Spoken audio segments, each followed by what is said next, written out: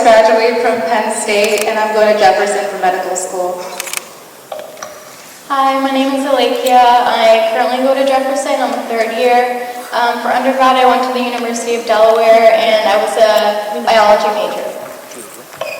Alright, as you can see, we kind of have it set up so that our friends will. So, yeah, just for ease of understanding where everyone is as a background.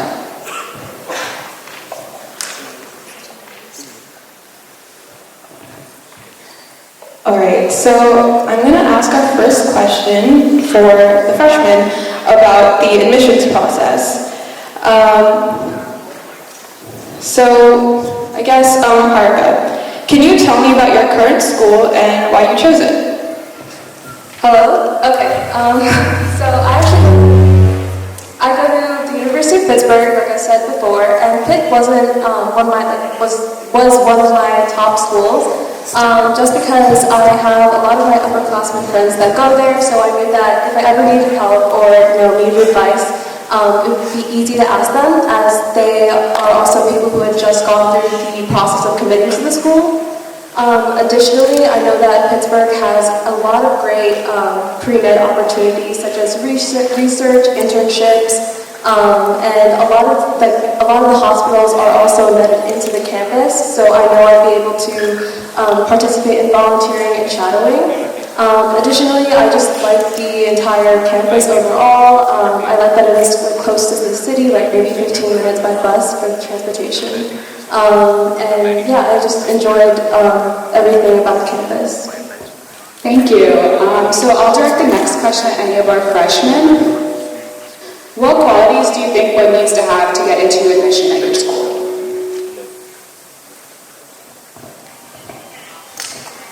So in terms of like what Penn is looking for, obviously they want someone who is very like self-motivated, someone who's creative, and someone who's making a very big impact in their community. They want to see someone who is a leader and can help motivate other people.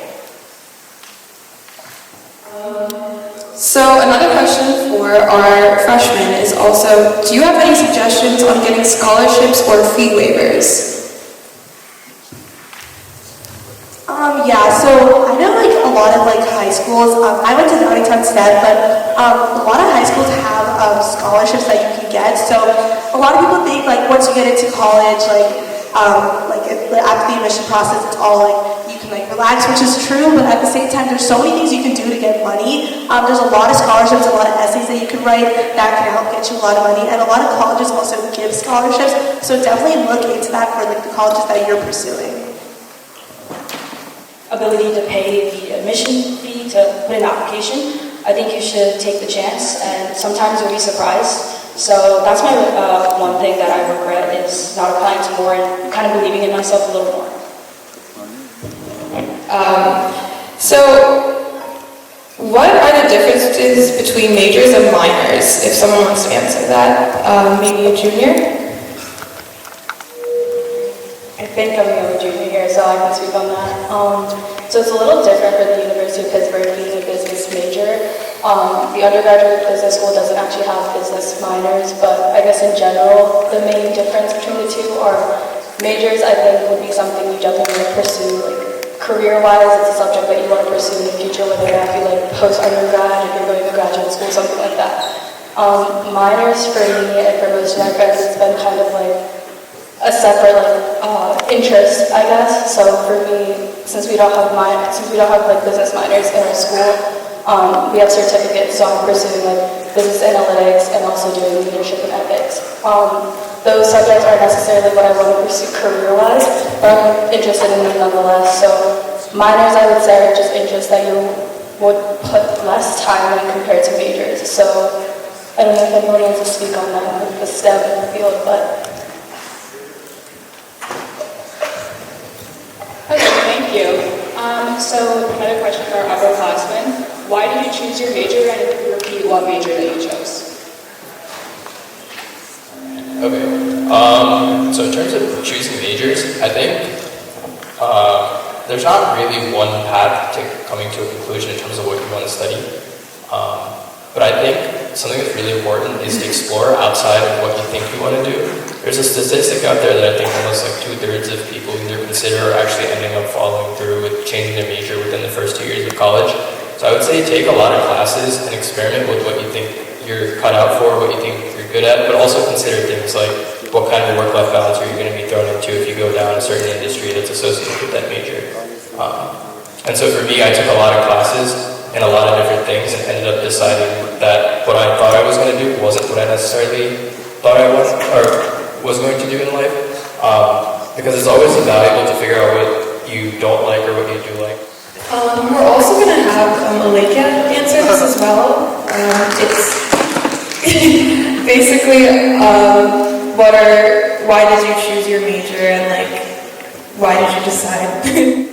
So I was a biology major in college, and I think I chose it personally just because a lot of the classes you need to satisfy the major also satisfy the prerequisites for med school. And I think going in, like, I already had an idea that I wanted to go to med school, but for people that may be a little bit unsure, I think like even if you choose a major that's like, let's say econ, as long as you get those prerequisites done, I think it looks good to have people that come from like different educational backgrounds as well. So don't be afraid to stray away from the like science majors. Like I know tons of people who are econ majors or philosophy or whatever your interests lie in.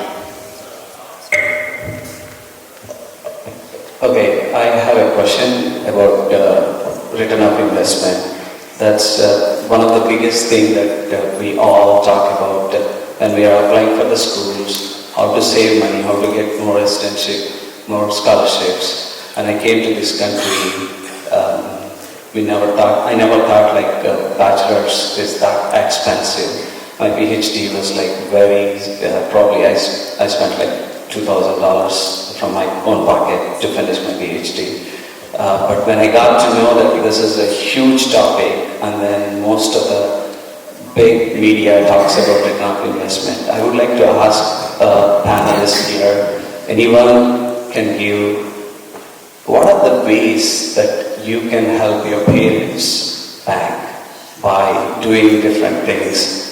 Are there anything so that these prospective students who goes to college and parents will get benefited from your experience? So, entering college, you don't get many scholarship opportunities. I feel like with me, like I got Drexel, so it's private school. They don't really offer much aid or help, but once you get into college, after freshman year especially, they give you a lot of scholarship opportunities. So I just say apply to all of them, like even if you don't think you can get it, just like take a shot, apply for it, because you never know what could happen. I feel like almost all students get some sort of aid, but if you keep pushing and pushing, you definitely get more and more. So I say just don't be shy. Don't keep talking to professors, upperclassmen, see what insight they have. I have friends, like upperclassmen, I ask them like what scholarship should I apply to. They give me a list, and I say don't keep to yourself, keep asking and asking. So let's see if we have many other answers for that, because it's a huge topic. Anybody else wants to answer how to save money for your parents?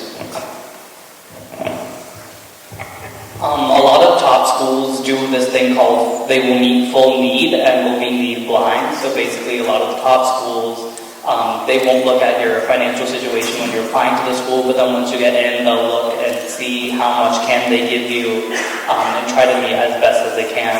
And then additionally, just other scholarships like National Merit and stuff like that are always available nationwide. But then there's also a lot of small local scholarships that you can go for too.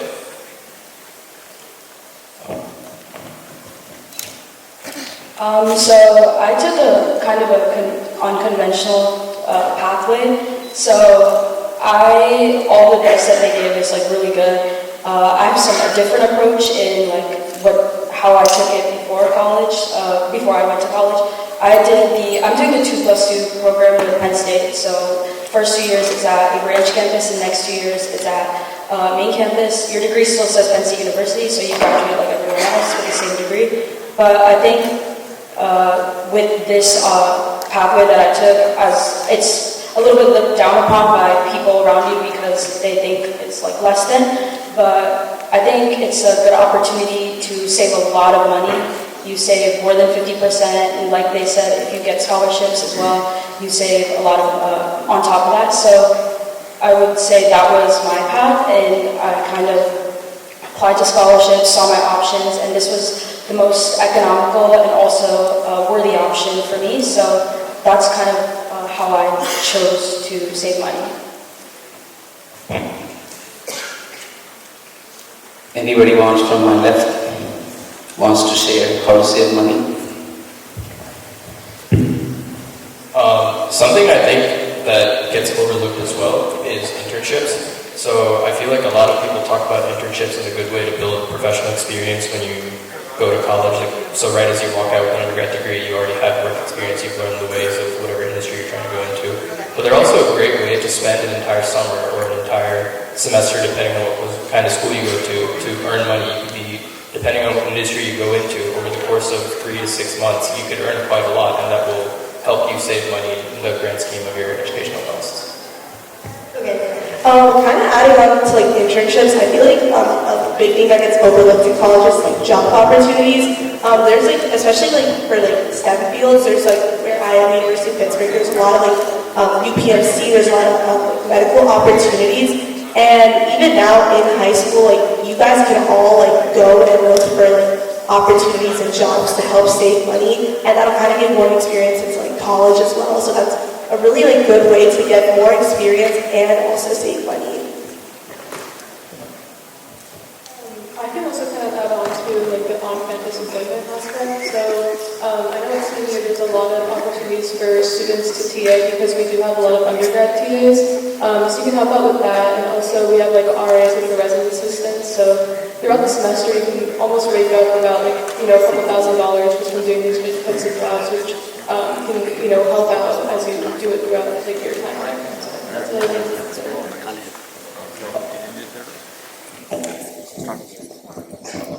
All right, thank you guys. I definitely do second that on the TAing. It's a great way to earn some money and also get more experience with your own craft.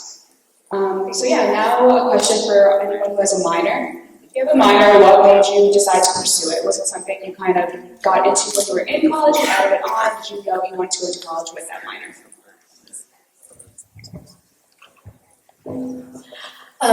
So just to refresh, my minor is astrophysics and my major is electrical engineering. And so they don't really have that big of a connect. They're kind of in two separate fields. But I do have a passion for both my major and my minor. Anyone who's known me for any amount of time knows that I'm a big fan of like space and astronomy and all of that. And the only reason I didn't pick it as my major was because there was a little bit too much physics and theoretical work for me, and I'm more of a hands-on, like engineering type of person.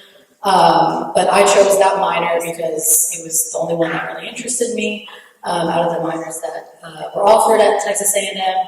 And it was a way for me to sort of keep nurturing that interest that I had in that topic and sort of supplement my engineering with something that was a little bit different. But I still enjoyed learning about it. I still enjoyed, doing the theoretical work as well as like astrophysical research work and all of that. And I really just chose it as a way to kind of force myself to keep that interest going and keep my learn more about that interest, while still not taking away too much from my major itself. So it's getting a minor is a really great way to sort of get a sort of secondary like education about a different topic that you're still interested in, without it sort of compromising your major work. Because usually minors you only need a couple extra classes to get that, so it's a great way to keep sort of your options open and things like that.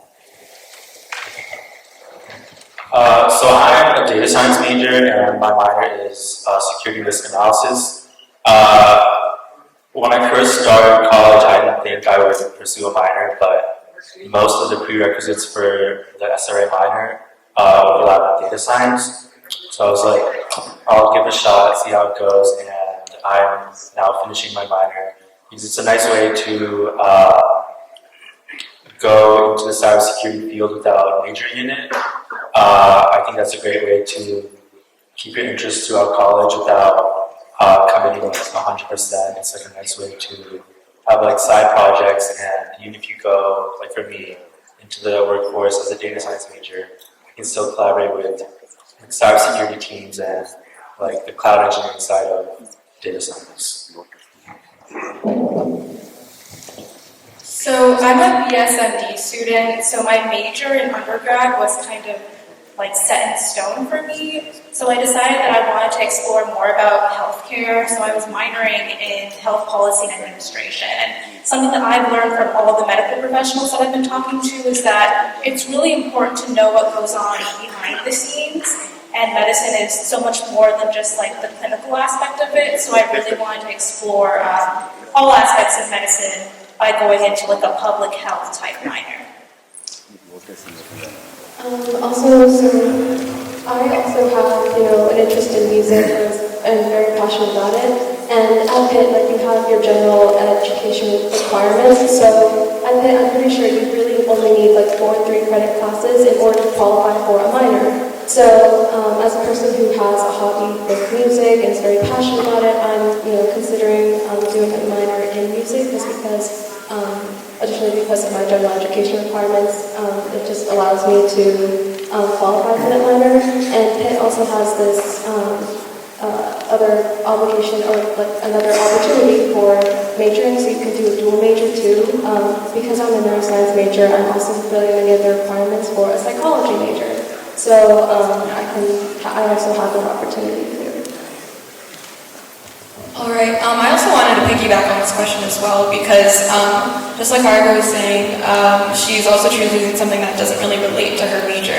That is something I did as well. I minored in history because I have always had a passion for it, and also it helps you take a break from your daily technical work if you are in a STEM major or any analytical major. So I think that's something that's really beneficial that people should consider, which is different. You don't always have to have something that directly correlates to what you will get a job in later on in life. But also, like Haruka was talking about with astrophysics, she did it because she wanted to nurture a passion she had. Like, there's so many different opportunities, and you can also make them relate to your major in weird ways. Like again, she was talking about how she was just nurturing a passion, and then she also was able to apply engineering concepts to what she was minoring in as well. So, yeah. All right, I'm going to ask a question for our 3rd, 4th years and career people right now. So, basically, is there an experience from high school you really think benefited the way you approached working or studying in college?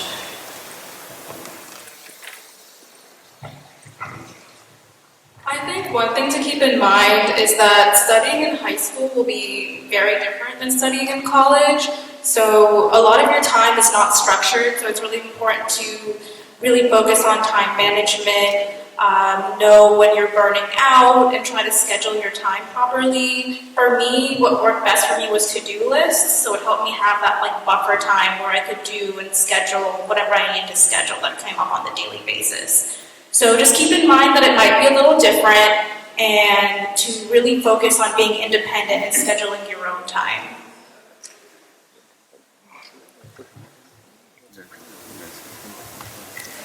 Yeah, I pretty much agree with what she was saying. It's very important to keep time management a priority. There's also a large disparity between how you are in high school versus how you are in college, just living-wise. You don't have your parents there to make sure you do your homework or eat dinner or anything like that. So it's a good way, there's a very independent aspect that you don't think about as much when you're in high school. So I think that a really good way to sort of try to keep doing that is to try to get more independent on your own before you leave for college. So try to try to keep, like, get yourself involved in more things and try to be more independent from how your parents are, from what your parents are doing, and just sort of try to fend for yourself in a way and be more independent before you actually get to that point where you don't have your parents there to support you. And also make sure that you're very thankful to them for what they do. I think that that's also a very good thing. Because even if you are in college and you are however far away you are from your parents, you know that they'll always still be there to help you out or to be there for you in any way that they can. All right, thank you. So this can be open to anyone. What advice do you have for students who don't know what they want to study in college yet? And how did you choose classes in high school or college that kind of directed you towards your major?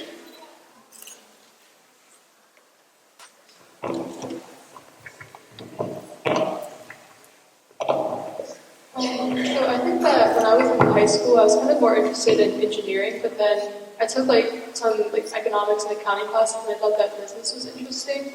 And I will say my biggest piece of advice once you get to college is talk to your upperclassmen. I know for me, at CMU we're required to do either a concentration or a minor. And through talking to upperclassmen and seeing what they were doing, a lot of them pushed me towards doing something related to statistics or something more technical. And so in that sense, that kind of helped me, and they kind of guided me through what classes to take and stuff like that. And so maybe not related to your major, but if you are, interested in doing something else, for a major, like another minor, like a double major, definitely talk to your upperclassmen. They're a really good resource.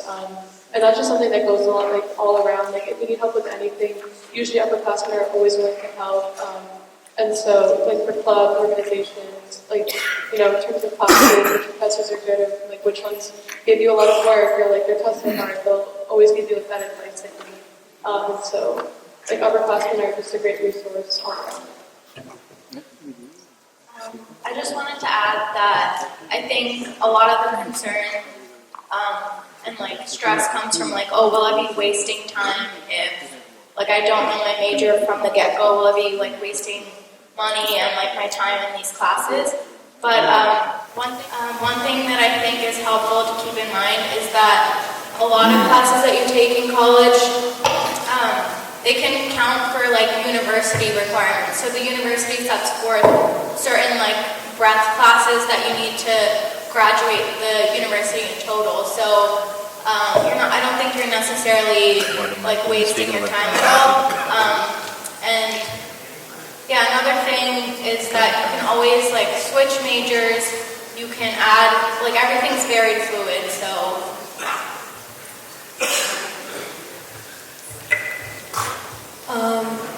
All right, so I'll ask one more question. So, did any of you pick up any new hobbies after starting college?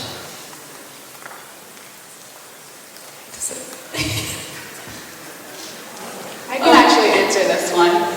When I was in college, I got kind of thrown into a few different clubs, and I honestly joined this business-related entrepreneurial club. I was just trying to join something on campus. It ended up in an entrepreneurship club. While my major was computer science, it was kind of unrelated in a way. So through that, I got a lot of exposure to business people, and that's kind of something I picked up in college. You can consider that a hobby. I got really into entrepreneurship. So if anyone else had an experience like that. For me, more than clubs, I used to go take a couple of classes with a few of my friends. I got into crocheting, very simple things like that. After I went to a couple college, little workshops, we just started buying yarn for each other and we started crocheting. So it can be very simple things. And another thing is, in high school I was never all that athletic, but our college gym was 30 seconds away from our dorm. So through that, I just got more into working out and into fitness. So I'd say really make use of the opportunities that you have in front of you in college, because everything is really close by, and you can explore a wide variety of hobbies and activities, all in a good amount of time. Yeah, I just wanted to piggyback off of the entrepreneurship business aspect of it. Like I said, for University of Pittsburgh, the undergraduate business school doesn't have minors. So although I'm double majoring in information systems and marketing, I thought I'd do some certificates because that's another thing that they offer. So I'm doing a certificate in business analytics and at leadership and ethics.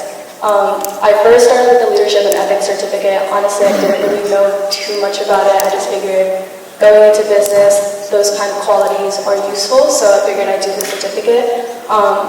The more I started taking classes for that certificate and the more like in-depth we got into that material, I realized that I have a passion for consulting because consulting was like a very large part of the coursework and everything like that. And that's funny that I say that now because consulting is something that I can see myself going into the future career-wise. So definitely if you have a hobby, like dive into it, see what else you can do even career-wise. Like it doesn't just have to be like in the classwork.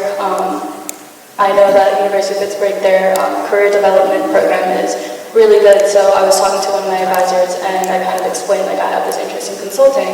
And now I have a career advisor that kind of guides me in like what companies are good and stuff like that, especially for internships. And as a junior, I have to start thinking about like full-time work once I graduate. So in that aspect, like kind of going into that hobby and kind of researching more about it was really helpful. College, and after being like a semester into college, I thought that was gonna happen to me. For me, like dance was like a big part of my life growing up, and I thought I was gonna lose that. But honestly, there's so many clubs, so many like free dance teams that like I was able to look into. So if there's like a hobby that you feel like you're just doing it for in high school to like get into college, if you really like it, there are ways to pursue it in college as well. You just have to find the opportunities, and there's so many opportunities in colleges and US to continue our hobbies. Okay, so for our college students, you guys are notoriously busy, as everyone knows. How do you manage your time and what are your de-stressing rituals? Build a routine. It is so important. Make sure you like fix your sleep schedule and like eat at the right time. Make sure you're eating in the first place. When you're super busy, it's easy to forget those kind of staples in any routine, but making sure that you have those in place will help you just help your mental health, making you feel more put together, and also like de-stressing.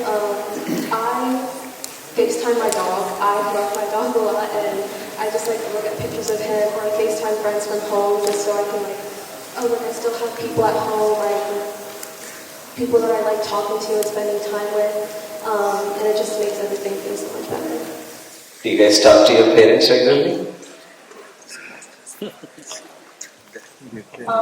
Parents-wise, yes. I know I don't call my parents every single day, although they would want me to, but you don't realize that once you're in college. Like, I know Pittsburgh isn't too far from Philly, but my sister went to Temple, so she was very close to home, and she had the opportunity to just come back whenever she wanted to. Being 5-6 hours away from home, I don't really have the opportunity to do that.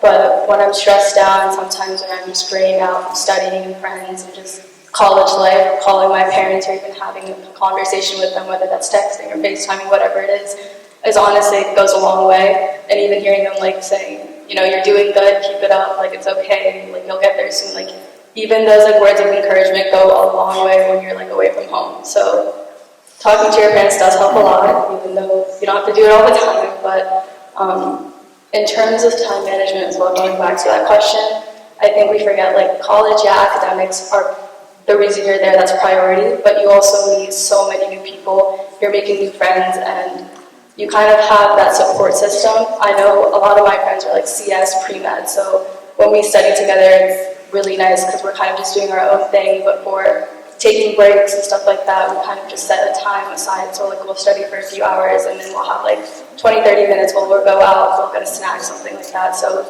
you can definitely depend on your friends because you're not the only one going through this experience, everyone's in the same boat. Sort of related to Sadasmi's sentiment about friends, I think that relationships in college are very important, you know, friendships and all of that. And I think that spending time with your friends is a very good thing. It's a very good way to de-stress. You know, hanging out at places, going out to like, I don't want to say clubs, but like just going out and having fun.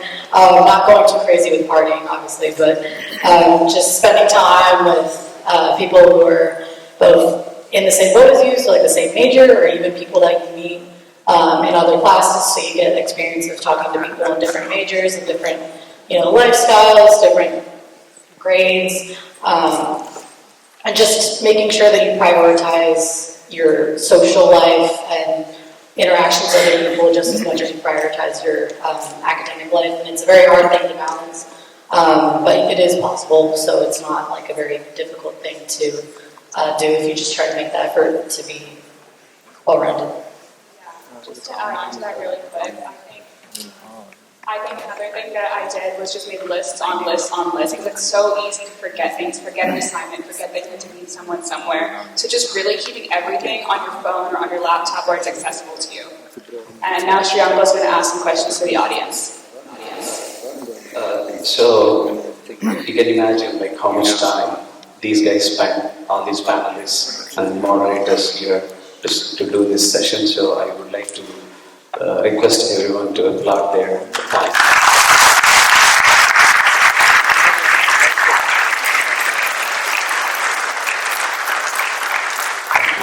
Their main intention is to tell their stories so that you guys can learn from their stories so that it will be easy for you.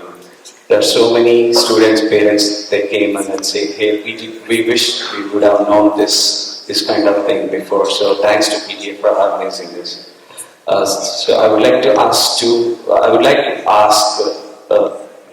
there are two chances from audience. If anybody has a question, you can ask to these panelists. After that, panel 2 will start. So after panel 2, then the networking, all these kids, I should not say kids, I'm saying kids. All these leaders will be available, subject matter experts will be available outside at the networking event. You can ask questions there too. So there will be a chance for 2 questions from audience. Alright, so I have a question regarding SAT scores, GPAs, essays. Do you know what colleges prefer in a sense? Is it based college by college, or is it pretty universal?